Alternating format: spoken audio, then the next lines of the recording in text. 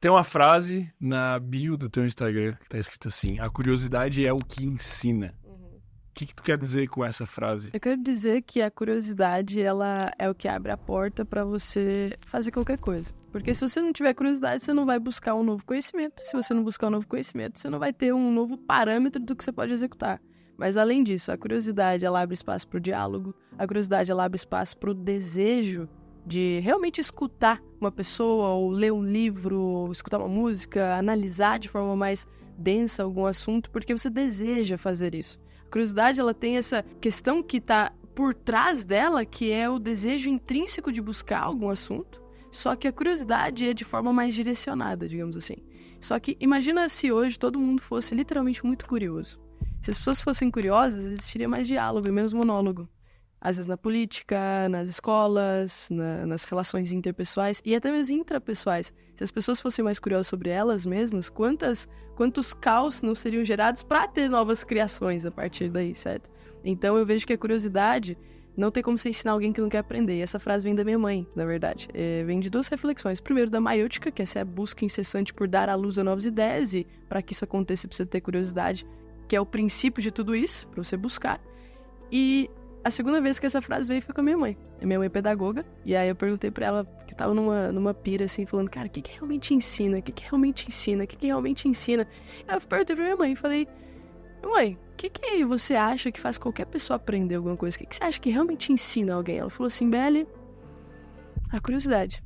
A curiosidade, não tem como eu falar alguma coisa pra alguém, se essa pessoa não quer ouvir, ela vai entrar aqui, sai por aqui, e ela não vai aprender aquilo. Não aprendi daquilo que fica depois que o esquecimento fez seu trabalho. Isso é uma frase do Rubem Alves. Então, para você se lembrar cada vez mais, você precisa querer aquilo. Então, dá para perceber a curiosidade no brilho no olho de alguém, sabe? Dá para perceber a curiosidade em alguém que tá sempre em movimento. O que ele tá buscando? Ele tem curiosidade, ele tem vontade de viver, tem vontade de olhar para as coisas. Mas claro que isso traz muitas outras ideias que a gente pode trabalhar. Por exemplo, como gerar curiosidade, então, nas pessoas? Pra quem queira. Isso que eu ia perguntar. As pessoas hoje em dia, elas não são tão curiosas. Elas são um pouco curiosas. Todo mundo é curioso.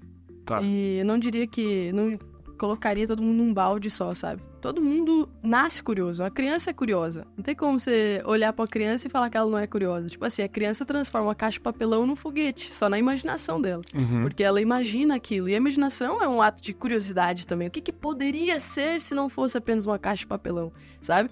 Então, a criança, ela traz muito isso. Só que a gente vai perdendo. Por quê? Por conta dos rótulos, dos nomes, das coisas. E aí entra na limitação da linguagem, né? A linguagem, ela amplia e a gente precisa de rótulos. A gente não vai entender as coisas. Mas, ao mesmo tempo, ela limita. Porque uma flor não é mais algo esplêndido, bonito, com cores e que tem uma lógica que até é a lógica de Fibonacci. Você fala, o que é isso? Ah, é uma flor. Flor, acabou. E aí, flor, vem na tua imaginação várias coisas do que é uma flor. Mas você não sente a flor, ou não fica presente naquele momento. Então tem essa... A linguagem tem uma limitação. Igual mesmo com a palavra amor. No português, só amor. Só que se a gente for olhar para essa definição, o mesmo amor que você tem pelo teu cachorro é o mesmo amor que você tem, sei lá, pela tua mãe. Sabe assim? É diferente. É diferente, é um amor Poderiam diferente. ter mais palavras, talvez. E até existem, só que em outras línguas, né? Eros, patos, ágape, filia, são outros nomes que são lados diferentes desse amor que a gente fala. Então a linguagem, ela vai limitando, e quando ela vai limitando, a pessoa vai colocando as coisas em suas tabelinhas, em sua estante de conhecimentos, conforme ela vai crescendo, vai colocando em sua estante de conhecimento, vai criando essas premissas, o que é positivo também, só que vai perdendo esse outro lado do flow, esse outro lado de questionar, e quando ela percebe, ela tá com a vida cinza, tudo preto e branco, e nada mais tem alguma cor que realmente faça ela querer olhar. E aí isso vai limitando a pessoa. Só que uma pessoa que é criativa, uma pessoa que tá em constante movimento, uma pessoa que conversa bem, uma pessoa que realmente conversa, não é um monólogo, não é falar, não é uma oratória, uma dicção boa. Tô falando da comunicação, da escutativa. Comunicar é tornar algo comum.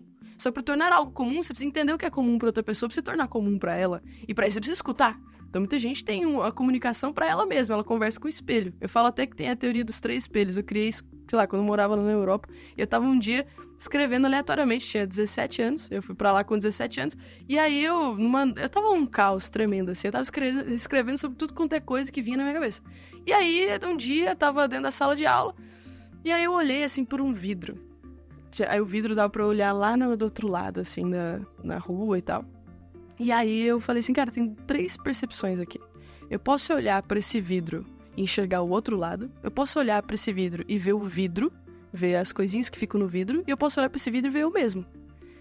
É a mesma coisa na comunicação. Você pode olhar pra essa pessoa e ver você mesmo. Então você fala com você. Você fala pensando em você, no que você acredita, no que você quer falar, no que pra você faz sentido, no que pra você é melhor. Você pode falar com você. Você pode falar com a pessoa. Você pode falar com ela, ou seja, com as coisas que estão nela, com os pozinhos desse vidro. Ou você pode falar com o que tá atrás dela. Você pode usar contextos diferentes pra falar com ela. Você pode falar do que ela fez, do que ela deixou de fazer, do que existe ao redor dela. Você pode infiltrar 300 milhões de assuntos, mas não falar com a pessoa. Você fala de qualquer outra coisa, menos daquele vidro, daquela pessoa. Então, quando a gente vai tendo esses rótulos, a gente vai olhando mais ou pro espelho ou pro outro lado, menos pra pessoa, porque pra gente é óbvio. Porque já tá no rótulo. É óbvio, então por que eu vou questionar? Só que nada é óbvio. Nada é óbvio. Por mais óbvio que pareça, não é óbvio. Se a gente for destrinchar aí, você não sabe de onde vem. No final das contas, vai chegar no ponto que você não sabe de onde vem. Então você não tem certeza.